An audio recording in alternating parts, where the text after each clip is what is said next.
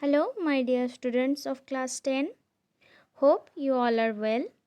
Today, we are going to start the chapter 18, that is Indian Industries. In this chapter, we are going to describe about the growth of the industries, the importance of the industries, the classification on the basis of size, raw material, ownership, and also the miscellaneous industries. So now students, let's begin.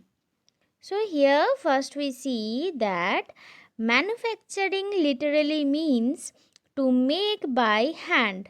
So what does the word manufacturing means? The word manufacturing means the product that are made by hands. But now it is also included goods made by machines. So with the development, the meaning of the manufacturing is also changed. So it is now known as the machine made things.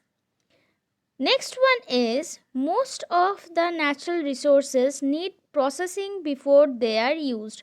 So we all know anything that is not processed, we doesn't use that type of things. Most of the natural resources need processing before they are used, and today the organized effort to process the raw material into the useful product of higher value is called manufacturing. So what does the word manufacturing defines as today? So here we see when the organized effort is to process the raw material is being processed for the usefulness of the product and it becomes a higher value. So we all know the raw material cost less than the processed product as it is processed and make it useful to us. So for that reason it is of higher value, and this is means by manufacturing. Now we are going to know about how the industry's growth is taken place in India. Now, here we see that the industrial revolution is in the 18th century. First took place in Great Britain and later on spread to the other part of the world. So here we going to know that the industrial revolution takes place in 18th century, firstly in Great Britain, then it spread to all over the world and it resulted the setting up of big factories with the modern machines. Now this led to the manufacturing of goods of same quality on the large scale. So why we introduced the industries that is mainly based on machine? So we know the industries that are handmade things are not similar, all the products are not similar because it is handmade and it may have some defaults in it. So for that reason, the machinized industries are introduced to the world, which can manufacture goods of the same quality on a large scale. In India, traditionally, the family member used to process the local available raw material with the simple tools. So we know in the traditional industries, the family member are involved in these industries and they locally available raw material, they process the locally available raw material with the simple tools. This system still exists in many part of our country, but gradually the simple tools were replaced by the machines, which are not only produced more good in lesser time but also produced good of uniform size and superior quality. So here we see that in the traditional industries they doesn't produce the same quality or same type of product in all the production, but in the machinized introduced industries they produce more goods in less time and also uniform products of superior quality. So here we see that in the machine made industries the quality is also improved with the time. The machines are energy provided by coal, petroleum, electricity. The history of the modern industrial development in India started with setting up of charcoal-based iron smelting plant in 1830, which failed in 1866. Some factors which help in development of the industries are as under. So here we see firstly the introduction of railway that is occurred in 1853, and it helped in further development of the movement of raw material and manufacturing good. So here we see from the introduction of the railway, the another advantage that are taken to the industries are the development of movement of raw materials and the manufacturing goods. So with the help of the railways, the raw materials is moved from one place to another, and also the manufacturing goods are uh, moved from the industries to the market.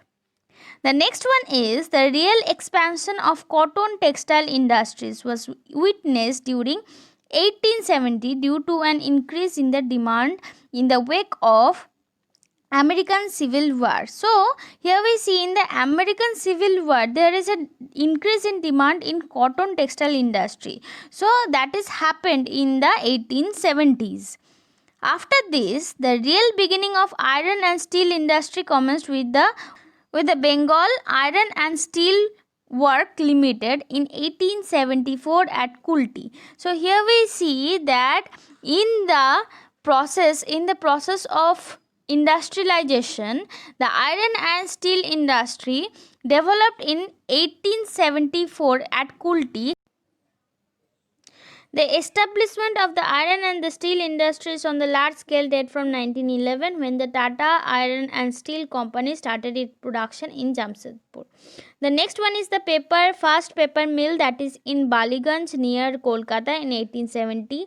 The next one is the woolen textile mill at Kanpur, Dhariawal and Bangalore in 1870 to meet the requirement of the military, police, railway and railway personnel. So here we see the woolen textile mill is developed at Kanpur, Dhariawal, Bangalore during 1870, and why? To meet the requirement of the military, police and railway personnel. Next one is, though many industries units were started, but the real push to the industrial development was given by the two world wars. So why we can say that the two world war give the push to the industries for the development. So here we see the pattern of locating the large scale industries was planned and executed by the British rule in India. The main industrial center are Mumbai, Kolkata and Chennai. After the partition of India in 1947, there was a disruption in the raw material supplies, shortage of skilled laborers and breach in the railway transport system. So after this, the government of India adopted a new industrial policy, that is mixed economy. So what do you mean by mixed economy? In which the state and the private entrepreneurs were allowed to coexist. So which means all are dependent with each other. So any type of industries can help the other type of industries with giving any type of products that are not useful to that industry but to useful to the another type of industries.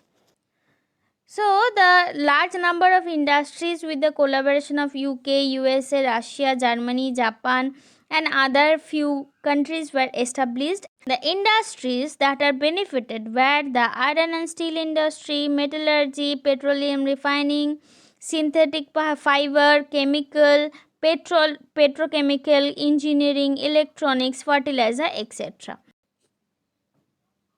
So now we are going to know about the liberalization. So what do you mean by liberalization? Liberalization was aimed at opening up industries in private sector. So which means any type of factories that is owned by a private company. It also opened the economy to the direct foreign investment. So what does direct foreign investment means? That in this type of companies the foreigners can invest directly to the industries.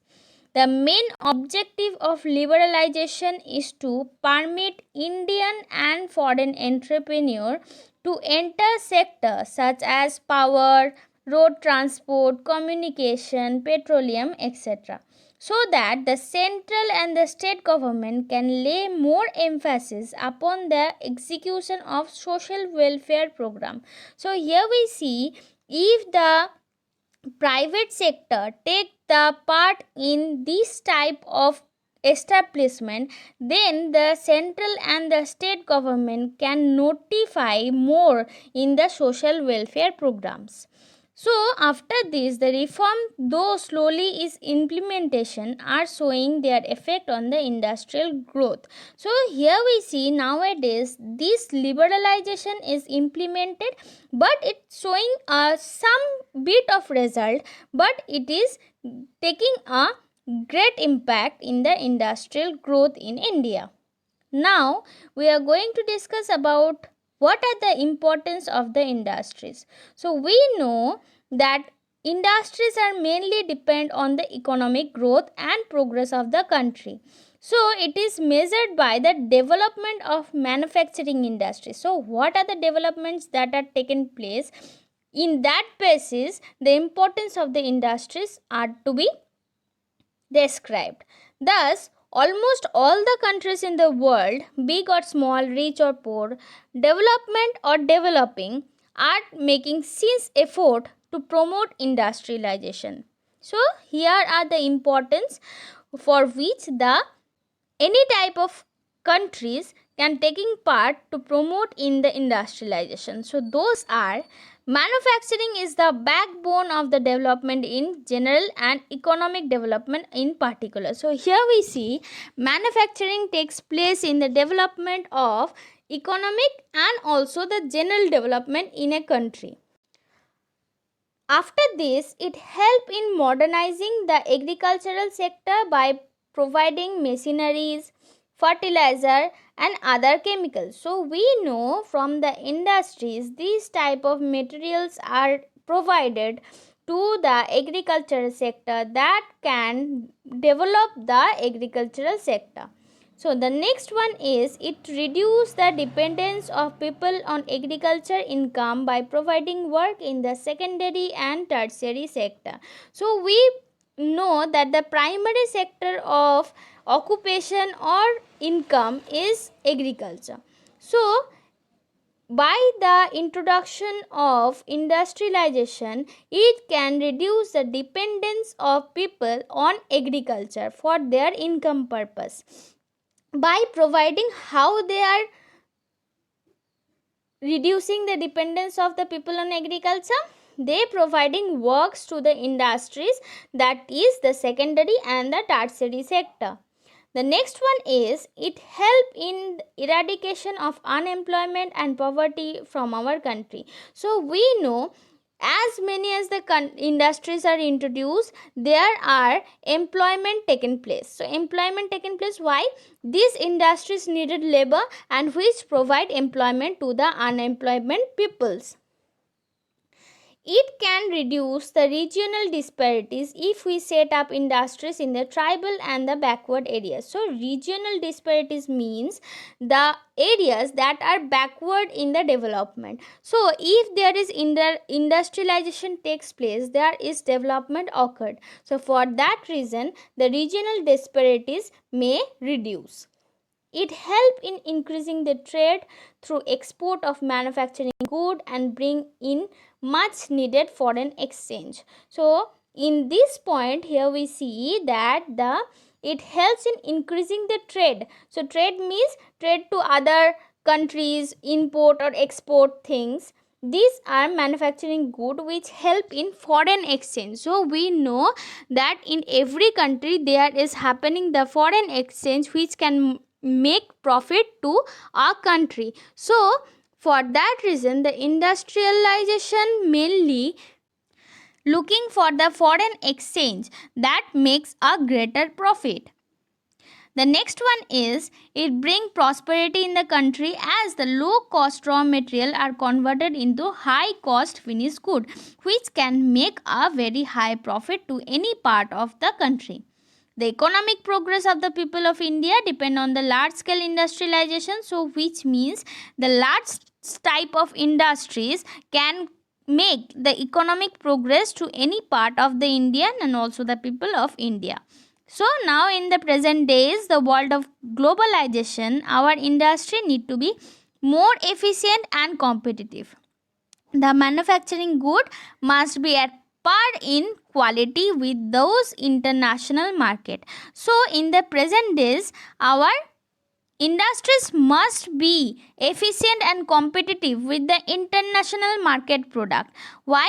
Because it have to compete with the other international products that are made in their industries, that are made in their efficient industries. So they are par in quality. Par means equal in quality with the other international products. In the last 20 years, the share of manufacturing sector has stagnated. Stagnant means it is not increasing or decreasing at 27% of GDP. GDP means gross domestic product.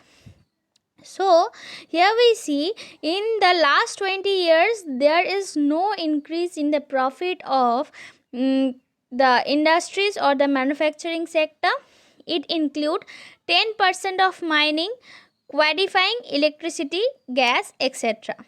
With appropriate policy of the state and the union government and the renewed effort by the industries, we can identify and achieve the target of 10% growth in the GDP over the next decade. So after knowing the importance of the industries, now we are going to know about the classification of the industries. So previously we discussed that here the classification of industries are mainly depend upon the raw material, source of power, labor supply, ownership, etc. So now we are going to discuss it one by one. So first here comes on the basis of size. The size of an industry's unit depend upon the amount of the capital invested, the number of worker employed and the total production of the good. According to the size, we can classify the industries into the following type. So here we see mainly on the basis of size, the industries mainly depend upon how is the capital investment. So capital means the money that is invested in the industry and the number of workers that is employed in the total production of the good. So now we can see here that on the basis of size, industries are divided on the three parts. So first one is large scale industry, second one is medium scale industry, and the third one is the small scale industry. So from these names we can all know that there are three industries: large, medium and small. So here firstly comes the large scale industry. So now we are going to know what are the factors that are involved in the large scale industry. The first one is power driven machines. Second one, the large capital investment. So we firstly know that capital means money, that that a large amount of money is invested in the large scale industries. And the next one is the thousand of worker and the highly complex management. So management means there is various type of process that are running in this type of industries. So for that reason there is very complex management. So some industries are iron and steel mill, textile mill, oil refineries and chemical plant. These are the example of the large scale industries. So now comes the medium scale industry. So the factors that are involved in the medium scale industries are neither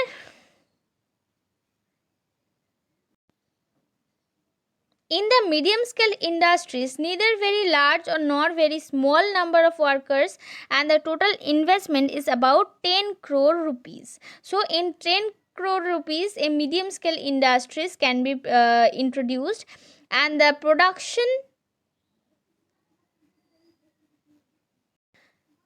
Some examples are like the factories producing cycles, sewing machine, television, fan, processed food, etc. are included in these type of categories. Now the small scale industries. So here we see that these industries employ few workers and produce general consumer good of act as an it acts as an ancillary unit. So what do you mean by ancillary unit? The unit that provide necessary support to the primary activities. So primary activities means agriculture. It can support the small handloom industries also, which supply component to the large assembly plant. So which means, so in the large scale industries, so like the textile industries, they are process the raw material and it support the large scale industries like the textile industries. Now the factories are producing garment, automobile parts, handloom textile, aluminum utensils, furniture, electrical good, leather good, etc. are included in these type of categories, as we previously say that the handloom and textile industries, and they play an important role in developing the countries as India. So after this we are going to discuss about the industries that are based on the source of raw material. So here we see that based on raw materials, the raw materials are of two types, biotic and abiotic. So what does abiotic and biotic means? Biotic means the living one, the abiotic means the non-living one. So after this, accordingly, we can classify the industries into the following types. So what are they? So they are the agro-based industries, mineral-based industries, pastoral-based industries, forest-based industries, etc. So the first one is agro-based industry. So what does agro-based industries means? From the name we know that agro means agriculture. So that's why these three industries are mainly based on agricultural product like the cotton, jute textile, sugar, vegetable oil, food processing are the example of agro-based industries. So the next one is mineral-based industries, where the raw material is mainly the minerals such as, and the industries that are based on the mineral-based industries are the iron and steel, aluminium, chemical, cement, etc. After this, the next one is the pastoral based industries. These industries obtain their raw material from the animal such as cattle, sheep, goat, etc. and they are used hide, skin, bones, flesh, milk, etc. of the animals. The woolen textile, carpet, leather goods, dairy product are the example of the pastoral based industries. So here we mainly see that the pastoral based industries are mainly depending on the animals. After this, the forest based industries. So from this we can know that they are mainly getting the raw materials from the forest that are the plant kingdom. So such as tree, bushes, grasses, etc. So we see here that the paper, cardboard, furniture and also the rayon, lac, rubber, resin are the product of the forest based industry. So we all know that from the forest we can produce the rayon, furniture, rubber. So these type of industries are mainly based on forest. So after this, the next one is on the basis of ownership. So on the basis of ownership, there are 5 types of sector of industries. Since the beginning of the planned development in our country, the system of ownership in industries had been undergone many changes. So here we see on the basis of the ownership, there are many changes taken place in these type of industries. So they are classified into 5. So first one is the private sector. So from the word private means we can know that these type of industries are owned privately and they have owned and managed the individual or group of individuals. So some example of the private sector industries are Tata Steel, Reliance Industry, Hindustan Motors, etc. After this, the public sector industries, these industries are owned and managed by the central government or the state government. So in the private sector, they are owned by a group of individual, and in the private sector, they are mainly by the government or the state. Now, some example of the public sector industries are Steel Authority of India, Bharat Heavy Electricals, Mathura Refinery, etc. The joint sector industries. So now comes the joint sector industries. So these are owned and managed by jointly by the government agencies and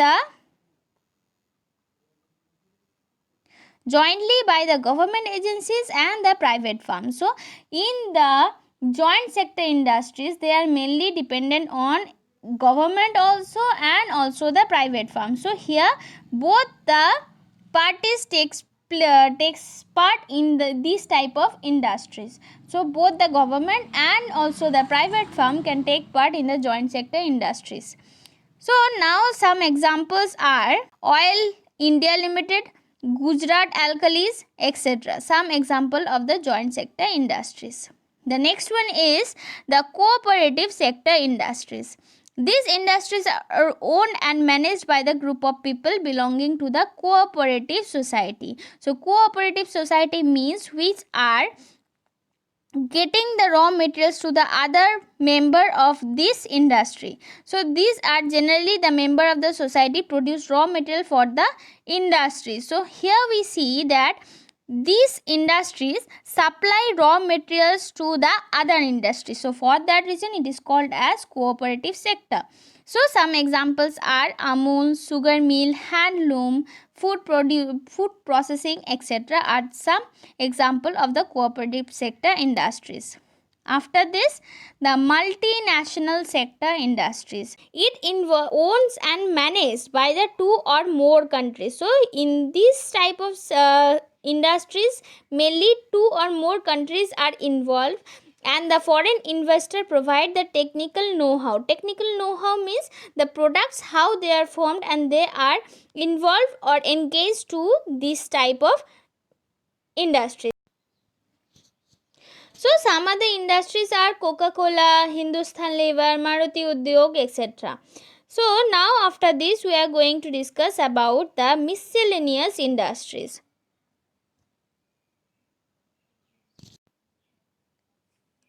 Now in the miscellaneous industries, they are mainly classified on the basis of their characteristics.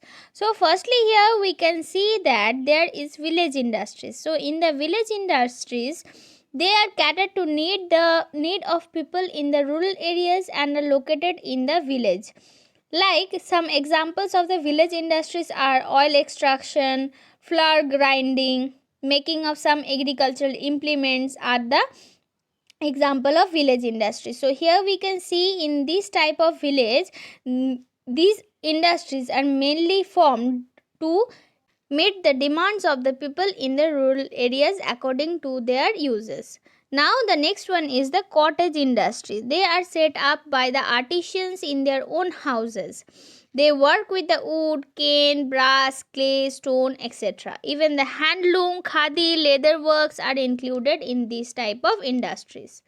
So the next one is the consumer good industries. So from the name here we can see that they are the industries that convert the primary raw materials into the articles used directly by the people. Some examples are garment, bakeries, good, food processing, etc. Now the basic industries that are help other industries in their manufacturing work. They provide raw materials and power to the other industries. Like some examples are iron and steel industry and the power generating units. Next one is ancillary industry. So we previously know that ancillary means providing necessary support to the primary activities. They make part and component to be used by the big industry. So some examples like one machinery part. So in the large scale industry, one machinery part is produced in these type of industries, that is ancillary industries, and it goes to the large scale industries and which make support to that industry. So for assembling the final product, so in the ancillary industry, some part of any component is made and it is used for assembling the final product. The industrial unit, manufacturing factor, manufacturing part of automobile, railway engine, tractor, etc. are the example of the ancillary industries. Now the next one comes is the heavy industries. This type of industry need huge capital investment, skilled and unskilled labor, as well as the sophisticated equipment and the raw material in bulk. For example, iron and steel industry. So here we see, as it is heavy industry, it needs huge capital investment and skilled and unskilled labor, as well as the sophisticated equipment with the raw materials in the bulk. And now the last one is the light industry. In this type of industry need less number of workers, less capital investment, and its finished goods are also light in weight. Such examples are TV set, utensils, bicycle, etc. So here we covered the chapter 18, that is Indian industries, with its growth, importance and classification. So that's all for today. Thank you.